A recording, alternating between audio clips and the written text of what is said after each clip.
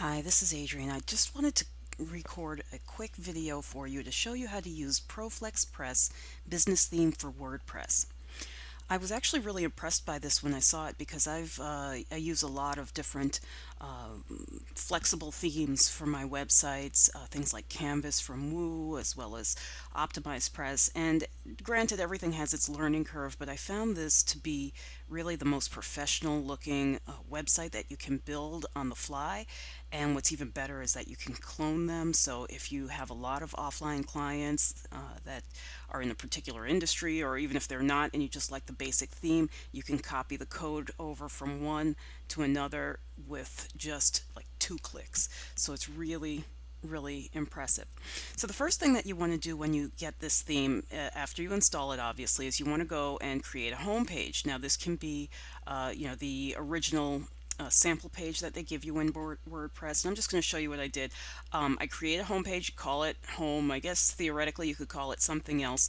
And you leave this part blank. This is in here now, but originally it was blank. And I'll show you what I did. And then over here on the right, you want to choose the blank template. If you do the default template, as I found out, it will display your title. It'll say home as well as your username on the menu. So, or I should say on the home page. So what you do next is then you go over to your settings, and under reading, you're going to tell it to make a static front page, and you choose whatever the name of your front page is. In my case, again, it's home. All right, so that is taken care of. Now, one thing that you have to realize is that in your plugins, if you have any cache plugins, you have to disable them because that will make the theme read as if the page is not uploaded properly. It'll basically tell you it can't access the page.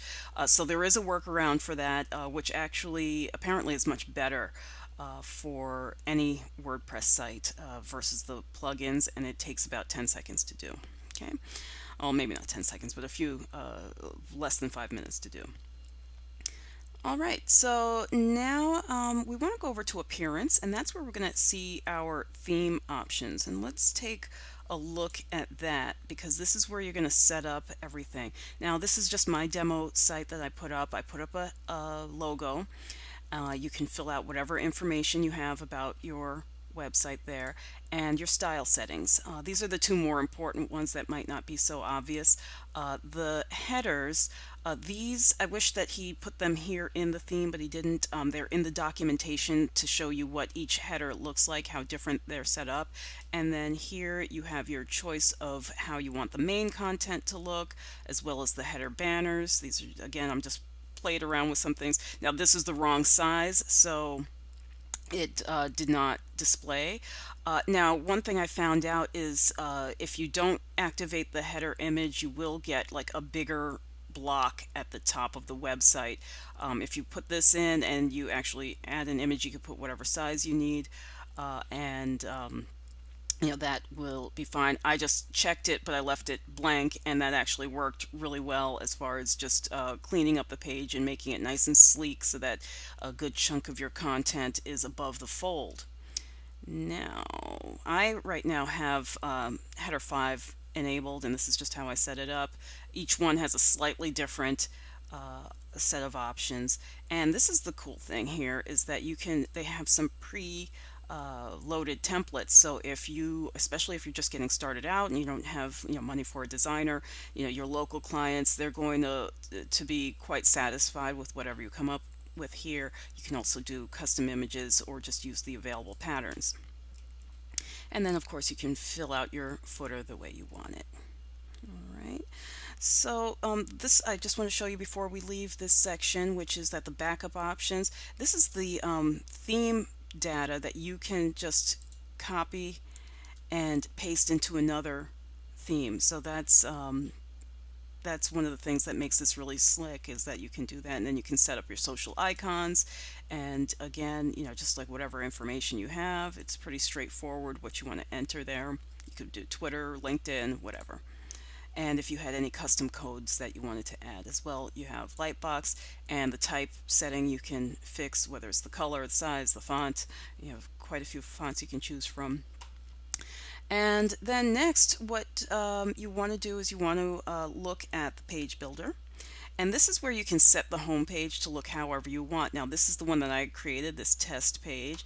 And this code, this template 50, ID 15, is what I copied into my page over here, my home page that I created. And that puts all of this information in the on the website the way that I wanted it. Now, I don't need this clear one, so I was playing around with something. I'm going to delete that. But if you wanted, you could put a breaker line with that or something like that. It gives you a lot of choices. Now, I actually have two sliders because I was playing around with what the different sliders looked like. Now, the ideal, each slider has a slightly different size that works best for it, but overall, the 800 by 600 is a good size for the slider. And you can, like for example, iView, which is kind of like a very dynamic looking slider where the images pop in and out over one another. Now, I did not put in the right size images, as you will see in a moment, but you just upload images like you would anywhere else from your computer, your gallery, what have you. And you can set the color of the text that you want. And here's another image that I uploaded. You can tell it where you want it to go. If you wanted to have it link out to a video, you could put a YouTube URL, for example, in there. And then if you had any other commentary you wanted to make, you could put it there. Now, one thing, I'm going to close that. That's another slider, which again I don't need, but I'm just going to leave it there. Now, one thing you can do is you can tell it where you want your items to go. And I was a little confused by this at first, and I'll tell you why in a second. The text, like if you look at this, oopsie, see, I just did that. Okay, so you can make this shorter. You can make it a little bit longer if you want. Oh, come on, cooperate. Oops. Okay, it's not responding right now, and that might be because I have two of these open, but you can, close that, open it up, and so on. Okay, so now it's responding better. So this is a really neat feature, and if you wanted to make these longer, you could, or shorter, as you can see. And same thing here. So that's it, and I'm just going to save that template. And then I'm going to just give you a quick view of what the website looks like now. All right, any day now. Here we go. All right, so I have the health and wellness set up. These are the images. Like I said, I didn't put the right size in. This will toggle through, and you can see it's responsive, and it's counting down because I told it 3 seconds. That is explained in the documentation as well. For example, 3 seconds is put in as 3,000 in the timer. Here, these are vectors, but they're a little blurry because I did not use the vector format. I used a PNG format, and this is the second type of style where they are just full size and they scroll through. You can see down here I was playing around. I just put a Facebook icon, but I didn't tell it where to go. And this is just a little text that I put on the site. So it's a really neat program. It's going for pennies, especially when you compare it to things like OptimizePress or other products that are out on the market. And I wish you good luck with it. It's an amazing program. Enjoy.